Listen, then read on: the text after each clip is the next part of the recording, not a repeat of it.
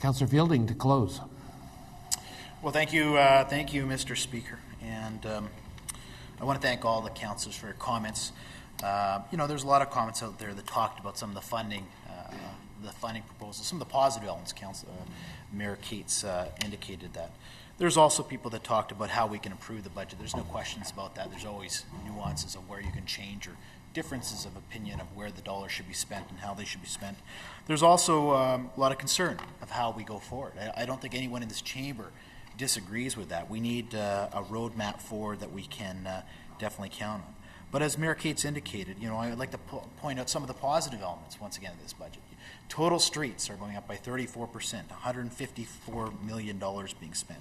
You've got Plessis Road, you've got bridge projects at Sturgeon and Osborne that are happening. You're having road, local regional streets. You've got Assiniboine Park, you've got new community clubs going in, you've got rec centers, you've got investments in pools and libraries. So there is some very positive elements of things, and as Mayor Cates indicated, you can't do everything unless you have the funding sources that are there. Infrastructure deficit. I mean, there's lots of talk about this at all points, and quite honestly, I'm tired almost of all the politicians kind of arguing back and forth and who's responsible and who's not. We know that work needs to be done.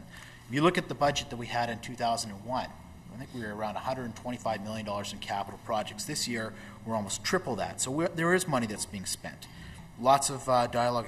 Councillor Ross Eady, I believe, brought up with some of the P3 funds that are there.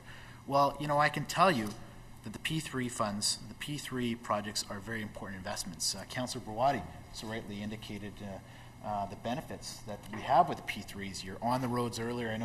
I think you mentioned your son had experienced the road a lot earlier. So with all due respect, I think you're wrong on the P3 funds. I think it's a matter of how we spend our money more effectively. We're spending our infrastructure dollars. We know that we're not getting enough money from the provincial government. We know that we've asked for a whole bunch of funding sources. At the end of the day, whether we need more authority to do these things on our own or not, the fact of the matter is we're trying to be as efficient as we can in terms of how we're spending the dollars. The asset management system is also something that's well underway.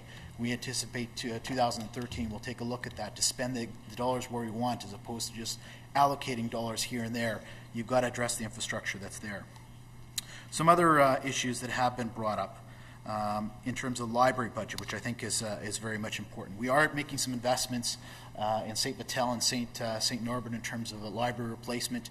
What we've talked about is in terms of the longer-term library policy. We've asked administration to review how we go forward with some of the funding. If you ask me, I think what makes more sense in terms of bricks and mortar is things that we've done at Henderson Library. Henderson Library, a long-term lease in this respect, is the second most popular library in the city of Winnipeg, bar none. I think we can do more and stretch our dollars a little bit further if we enter into some of the leases that are there. So we've asked our administration to go forward. The projects will be going ahead. It's just how we decide to fund them. Councillor Smith also brought up some of the library funding. And I do take exception of what you said in terms of the funding for library. I think on every operating budget over the last number of years, Councillor Pactican has raised and been kind of a champion on this. We've continually added more money, whether it be for new technologies, new library books. There's new libraries that are coming on board. So to somehow say that we're not reinvesting when we're actually adding more and more money, in the amendment process or anything else, I think if you ask the libraries board, they would indicate that as well. So I think that there has been some good positive dialogue in that respect too. There's also been some talk from Councillor Eady's and others in terms of the financial management plan that's bring forward. Well, I can tell you this is something that we worked on hard, and I think if you look at the 90s and the 80s, there's a whole bunch of money that was being spent. Well, we're borrowing money at, I think Councillor Swandell might have the numbers closer, but I think the debt that we had was board at 9.5%, something like that. There is more debt that is coming on. It might be higher, but it's somewhere around there. So that debt is coming, we're finishing off that portion of things. And yes, we're adding debt on, but some of the longer term debt is at 4.5%, 5%. So I think it's a sustainable process. I can tell you, the analogy has been that this is some sort of a conservative budget. I'll take that as a compliment, first of all, just for the record. But I think that there's a strong management plan that's there. We're trying to address the infrastructure deficit that's there. I, for one, am not going to go out and spend money like it's going out of style unless we have a financial management plan that makes sense, that's supported by our financial advisors, that's supported by our bond raters. I just won't do it, and that's just, I think, whether you call it a conservative approach, I say a common sense approach to it. I think it's just a step forward in terms of how we're going to do that. There was, Councillor Gerbasi talked about a mobile library initiative that was there. We did go through the process. We were looking at this mobile library. Well, it turns out they were actually, this mobile library would go around to communities. They would actually be giving out books. I think to a certain extent, if you keep the investments in the libraries that we have in place or put it into existing books that everyone can use as opposed to giving out, makes more sense. And so that's why we took a look at that. Does it make sense to invest in current libraries? And so that's the decision which we made. Some talk about the Transportation Authority that's there. I'm interested to hear more debate. I know Chris Lawrence talked a little bit about that. I'm not 100% sure I'm there yet. I want to see how that's going to benefit and how that will impact our area, but I think it is something obviously that other jurisdictions have tried, so I'm interested to hear more on that. Transit fees. I wasn't at council last meeting, so I can't talk specifically about the merits one way or the other for it, but I do know we have put more money in terms of transit in this budget, whether it be for functional study on the rapid transit system, whether it be more buses on the street, whether it be a bus replacement. It's all part of our strategy going forward, and I think it makes a lot of sense.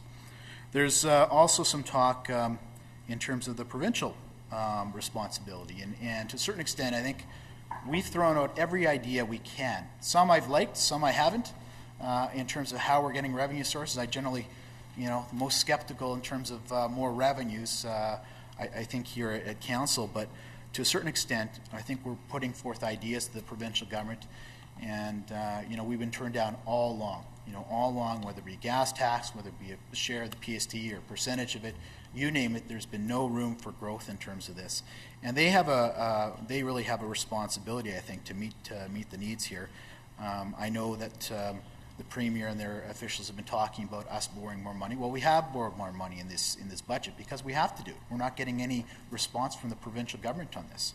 So I hope the provincial government sees that we're doing everything we can from our side of the equation in terms of investments and infrastructure that's there.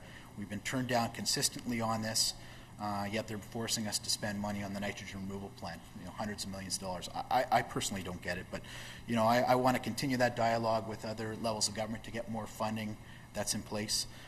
One final point in terms of the transportation plan as we go forward. I didn't get a chance much to talk about this, but as mentioned, deals come together quickly. Whether you have the Disraeli, whether you have the Chief Peguis, we've got everything funded out that we need to in the short term, the 2016 beyond. The middle range and longer term range, I don't think we need to have every dollar, every cent, Councillor Mays moves every cent extension. put in our All those budget in of favor, where we're going to opposed, spend carried. it. Because there's agreements, whether you look at something like tolls, which I think are more amenable to these days, or tax incremental financing to fund some of these issues. I think on a one-off basis, you can find agreements that are in place to get the infrastructure done. So I think, Mr. Speaker, just in conclusion, we're doing the best we can. We think this is a step in the right direction with the tools that we've been given and not given, I guess, from the provincial government in terms of this. So there's some very positive elements in this budget, and I encourage all councillors to support this. Thank you very much. Recorded vote.